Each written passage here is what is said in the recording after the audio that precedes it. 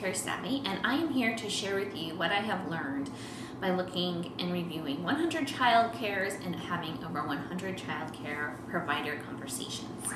And what I have discovered is that I really believe that there's 12 different types of child care. First, let's talk about centers. Centers are really where the majority of children, according to statistics, are sent. They're easy to find, there's some trust involved, there's national name brands that parents instantly feel comfortable with. And then there's also in-home, which we'll discuss second. So a child care center, first let's talk about commercial child care centers. A commercial child care center is your La Petites, Bright Horizons of the world. They have a product. It's like a McDonald's or a Starbucks.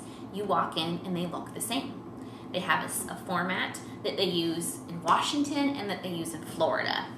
That's why when you go in, they have the big fancy brochure because it's produced on such a mass level. It's a franchise, somebody has purchased it. There's nothing wrong with this type of childcare. I mean, I love my Starbucks coffee because I always know how it's made. It's made the same way every time, every day. And that's what you get in the childcare. And a lot of families feel extremely comfortable with that. So that's kind of what a child care center, commercial center provides. They do have a little bit less flexibility in their structure since it is cut and paste throughout the different regions of the country. And then there's a brand of child cares that I like to call the private child care chains. And a private child care chain is going to be a provider in an area that has 2 or more centers. The thing that I have learned the most about these is that unlike the commercial child care centers, is that these don't tend to all be the same. They tend to greatly vary. I went to one and each one was a completely different experience. So that's what I forewarn parents on, is that if you like one and you realize there's one that's closer to work, you need to go and look at it and you need to evaluate it with just as much of a close eye as you did the others. And then you have a private child care center where it's just one standalone center. And many of these that I have come across are great. You know, they'll be owned by a single person. If it's owned by a single person, they tend to be a little bit smaller, you know, kind of like the 35-person range, but some of them aren't. And they're, are running really on their own show. And I'm going to take that group and I'm going to sub it out for a couple of the different kinds of child cares. And that is the smaller child care center. I like to kind of call it a hybrid between an in-home and a child care center. And that's, between the 13 to 50. And sometimes you'll still find them in an old home. And they really provide this unique hybrid of in-between where you're getting a smaller feel. You have more consistency, and that there's 5 daycare providers versus just 1, but there's not 25, so that you feel like you get lost. And I really just think this is a unique child care center to find. They can tend to be a little bit more difficult to locate, but if you look in the Child Care Savvy book, we do give you hints on how to find those types of child cares. And then when you look at centers, there's another level to look at, and that is there is a difference between a for-profit child care center and a not-for-profit child care center. A for-child care profit, a child care center is your commercial daycares, it's your privately owned chains, and at your privately owned centers. And they are trying to make money. That is their goal. What I didn't know is that there's a whole other branch of child care centers that are nonprofit. Their goals tend to be a little bit different than the for-profit child care centers. Your nonprofits that usually bump in there can be a lot of that single standing, we only have one child care center. And then a lot of them also too are child cares that are located in a church. What I've discovered about child cares that are located in a church, so that we don't, my instant judgment was going to be is that they're all teaching a specific doctrine, and it's not true. Especially, for my experience in the downtown Seattle area, is that they were a mission of the church, or they were renting a space from the church, but they weren't teaching religion. They may have been teaching to be kind to others, teaching values. But these were those child cares that had that really earthy feel. People were doing it and had been there for 20 years. This was that group, the not-for-profit in a church but not religious-based centers, that I really found those providers that had been there forever, that were, willing to engage with a parent when I would go in and talk to me for a really long time about childcare philosophy. It was just really unique and kind of cool. And then there's also the not-for-profit religious ones that are in a church that do teach doctrine. I did go into child care centers where if you want your child to be taught the Bible, they will be. You're going in for a sign-in sheet and there is a Bible sitting next to it, which may work wonderfully and beautifully for some families. But I was just really surprised of the difference. So that's something to really look at for families. And that really kind of covers the different types of child care centers. And I was just surprised about how many different kinds there really are, because I always just think of in-home and I think of child care centers and not breaking it out.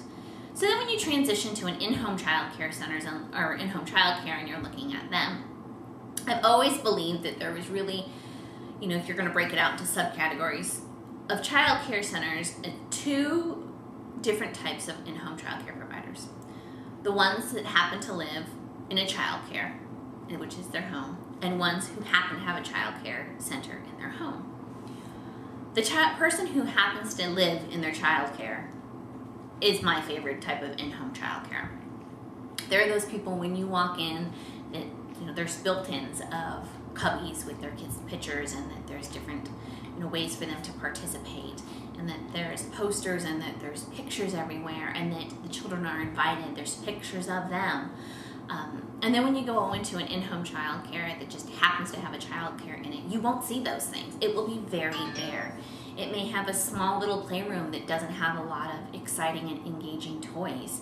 I like to see bins of toys to play with on a rainy day, or bins of toys that, maybe there's a bunch of 2-year-olds, but there's not, and all the bigger toys are put away. And I like to see that room of growth, and you can ask. But that's really the difference between the two, is that those that are doing it as a profession are those that happen to live in their child care. And those that are doing it because they need to make money, or it's what they've always done, you'll notice, because there's not that dedicated portion to their child care center. And I've also noticed is that the one that is more dedicated is more expensive than the one that is doesn't provide as much, which makes sense. Those ones that are more dedicated are providing more toys, more opportunities, they're doing field trips, and the other ones are staying at home and they're just kind of watching your child, not necessarily teaching your child.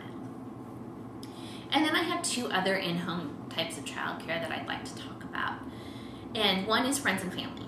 If you're going to send your child to grandma, or you're going to send them to a friend down the street, I know a lot of people are doing that these days. And, I really do encourage you to still, look at the Child Care Savvy workbook and make sure that they are fitting your needs, because I have met so many people who really struggle that because it's a friend, they don't listen to them about how they want their child to be fed, or because it's a friend, they feel uncomfortable asking them to do X, Y, and Z. And you can still utilize the tools in the Child Care Savvy workbook to ensure that some of those things don't happen. And then the fourth type of in-home child care that I really believe that there is, and makes me really nervous, is unlicensed child care providers. And you may come across an unlicensed child care provider, and most likely it won't be in a center, because when you go to a center, you should always ask to see their license, and it's kind of like a hairdresser. It'll usually be up in a corner. But an unlicensed in-home child care provider is not going to offer you usually a parent handbook. You can also ask if they're licensed. I always do, because even I've been fooled when I went and looked at 100 daycares. But daycare is licensed for a reason. Would we go to an unlicensed restaurant? We depend on the health department to come in to ensure that a restaurant is safe for us to eat at. And the same thing with licensed childcare. And I just really believe that families need to be conscientious and understand the concerns and risks associated with using unlicensed childcare. So I was surprised what I found, and I'm surprised that there are so many different types of childcare. And I hope that this kind of helped lay it out a little bit for you. It might have made you a little bit more confused, but it also too should help as you walk through the steps of the workbook and all the other different components. That information actually will help you be more focused as you search for childcare. And if you have any questions, of course, email me, and I look forward to engaging with you some more, and good luck on your childcare search.